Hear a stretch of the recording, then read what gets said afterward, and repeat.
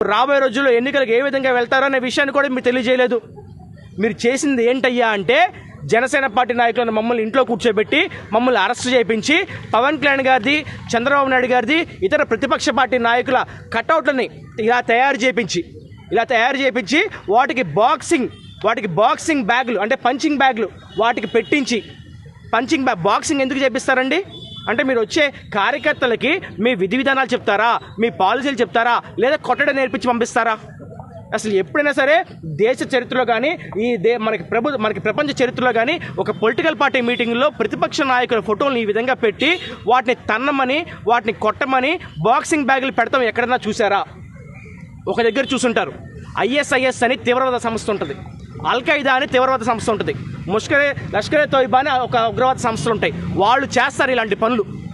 భారత్ మీద అంటే మన ఇండియా మీద కోపం తెప్పించడం కోసం, టెర్రరిస్టులు తయారు చేయడం కోసం వాళ్ళలో భారతదేశం ఫ్లాగ్ని, మన సైనికుల బొమ్మల్ని పెట్టి వాళ్ళ మీద దాడులు చేయించమని చెప్పని టెర్రరిస్టులకి ఈ విధంగానే టెర్రరిస్ట్ సంస్థలు ట్రైనింగ్ ఇస్తాయి. మరి ఆ విధంగా అసలు వైసీపీ పార్టీ అనేది ఒక రాజకీయ పార్టీయా? రాజకీయ విలువలు ఉన్నాయా? రాజ్యాంగానికి విలువ ఇస్తారా?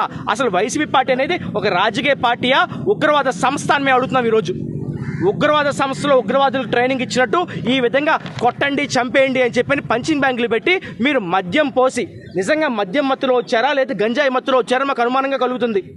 మరి ఎందుకంటే ఈ విధంగా విచక్షణ ఉన్న వాళ్ళు ఎవరు కూడా ఒక కటౌట్ మీదకి ఇంత మనకి విషపూరితంగా ఇలా దాడులు చేయరు.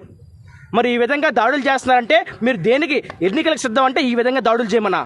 రేపు మా వీర మహిళలు, మా జన సైనికులు, టీడీపీ నాయకులు, ప్రతిపక్ష నాయకులు ఇంటింటి ప్రచారానికి వెళ్ళినప్పుడు ఈ విధంగానే దాడి చేస్తారా? మరి ఈ ఫోటోలో కనబడుతున్న వ్యక్తి ఒక వైసీపీ వాలంటీర్ ఈ విధంగా అతను మీరు ప్రేరేపించి దాడులు చేపిస్తున్నారంటే రేపు మరి వాలంటీర్ అందరూ కూడా రేపు జనసేన పార్టీకి ఓటేసామని ప్రజలు చెప్తే ఇళ్లలోంచి బయటికి లాగి కొడతారా? మీరు ఎన్నికలకి సిద్ధం అని చెప్పని మీరు కుస్తీ పోటీలకు సిద్ధం చేస్తారా? ఎన్నికల కమిషన్ కూడా మేము రిప్రజెంటేషన్ ఇస్తున్నాం. ఎలక్షన్ కమిషన్ ఆఫ్ ఇండియాకి, అదేవిధంగా ఆంధ్రప్రదేశ్ రాష్ట్ర ఎన్నికల సంఘానికి కూడా మేము రిప్రజెంటేషన్ ఇస్తున్నాం. ఈ విధంగా ఎలక్షన్ యుద్ధ వాతావరణం కింద మార్చి మరి ప్రతిపక్ష నాయకులు కటౌట్లు పెట్టి వాటికి పంచింగ్ బ్యాగులు పెట్టి, బాక్సింగ్ బ్యాగులు పెట్టి కాళ్ళతో తన్నమని, చేతులతో గుద్దమని ఈ విధంగా మీరు ప్రేరేపిస్తున్నారే. రేపు జన సైనికులు ప్రచారంలోకి వెళ్ళాడు మా మీద దాడి జరిగితే, మా వీర మహిళల మీద దాడి జరిగితే ఎవరిది బాధ్యత? ఈరోజు భీమిలి నుంచి చెప్తున్నాం. భీమిలి కాన్స్టిట్యున్సీలో కానివ్వండి, రాష్ట్రంలో కానివ్వండి, ఎప్పుడైనా సరే జన సైనికుల మీద దాడి జరిగినా, వీర మహిళల మీద దాడి జరిగినా, ప్రతిపక్ష నాయకుల మీద దాడి జరిగినా అది కేవలం ఈ సభే కారణం.